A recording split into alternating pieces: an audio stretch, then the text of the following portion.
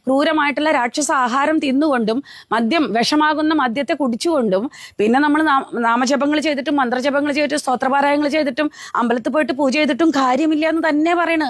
സത്യമാണത്. ഇതല്ലാതെ നിങ്ങൾ ഇറച്ചി മീനും നിർത്തിയിട്ട് മദ്യം കുടിക്കാതെ ദിവ്യമായിട്ടുള്ള ധർമ്മത്തെ രക്ഷിച്ചുകൊണ്ട് നിങ്ങൾ പൂജകൾ ചെയ്യൂ, ക്ഷേത്രത്തിലേക്ക് പോകൂ, ആരാധനകൾ ചെയ്യൂ, മന്ത്രജപങ്ങൾ ചെയ്യൂ, സ്തോത്രപാരായണങ്ങൾ ചെയ്യൂ. തീർച്ചയായിട്ടും നിങ്ങൾ രക്ഷപ്പെട്ടിരിക്കും. ഒരു ഡൗട്ടും ഇല്ല. കേട്ടല്ലോ, മനസ്സറിഞ്ഞ് ദൈവത്തെ വിളിച്ചാൽ കേൾക്കണമെങ്കിൽ നമ്മൾ പ്യൂർ വെജിറ്റേറിയൻ ആയിരിക്കണം. നമ്മൾ പ്യൂർ വെജിറ്റേറിയൻ ആണെങ്കിൽ മാത്രമേ നമ്മൾ ചെയ്യുന്ന പൂജകളും മന്ത്രങ്ങളും ഒക്കെ ഫലിക്കുകയുള്ളൂ.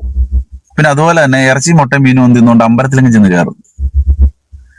ഇതൊന്നും ശാസ്ത്രീയമായിട്ട് തെളിയിക്കപ്പെട്ടിട്ടുള്ള കാര്യങ്ങളല്ല. പക്ഷേ എന്റെ ഒരു സംശയം അതല്ല, ഈ ക്ഷേത്രം നടത്തുന്നവർക്ക് എന്തുകൊണ്ട് ഈ വഞ്ചികളിലും ഭണ്ഡാരങ്ങളിലും ഒക്കെ എഴുതി വെച്ചുകൂടാ? ഇറച്ചിയും മുട്ടയും മീനും തിന്നുന്ന ആൾക്കാരാണ് നിങ്ങളെങ്കിൽ നിങ്ങളുടെ പൈസ ഇവിടെ ആവശ്യമില്ല, നിങ്ങൾക്ക് ഇവിടെ വഴിപാടും ഇല്ല, നിങ്ങൾക്ക് പോവാം.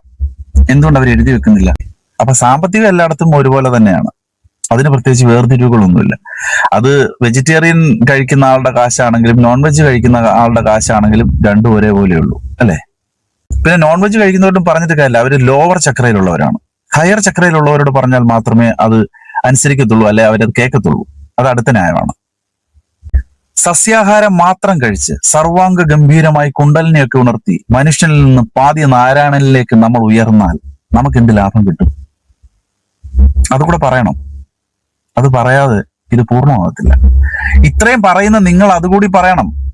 മാംസാഹാരം കഴിക്കരുത്, സസ്യാഹാരം കഴിച്ചാൽ മാത്രമേ ഭഗവാൻ നമ്മൾ പറയുന്നത് കേൾക്കുള്ളൂ എന്ന് പറയുമ്പോൾ അങ്ങനെ കഴിച്ച് നമ്മൾ അതിലേക്ക് മാറിയാൽ നമുക്ക് എന്ത് ലാഭം കിട്ടും എന്നുകൂടി പറയണം. അങ്ങനെ പറഞ്ഞില്ലെങ്കിൽ പിന്നെ നിങ്ങൾ ഈ പറയുന്നതിനകത്ത് കാര്യമില്ല. ഒരു അസുഖം പോലും ഇല്ലാത്ത ഒരു ശരീരം നമുക്ക് കിട്ടണം, സമൂഹത്തിൽ ഉന്നത പദവിയും ഇഷ്ടംപോലെ കാശും കിട്ടണം. അതൊക്കെ നമ്മൾ ഈ സസ്യാഹാരം മാത്രം കഴിച്ച് മന്ത്രവും തന്ത്രവും ഒക്കെ നേദിച്ച് കൊടുക്കുന്ന ദൈവം നമുക്ക് തരുമോ?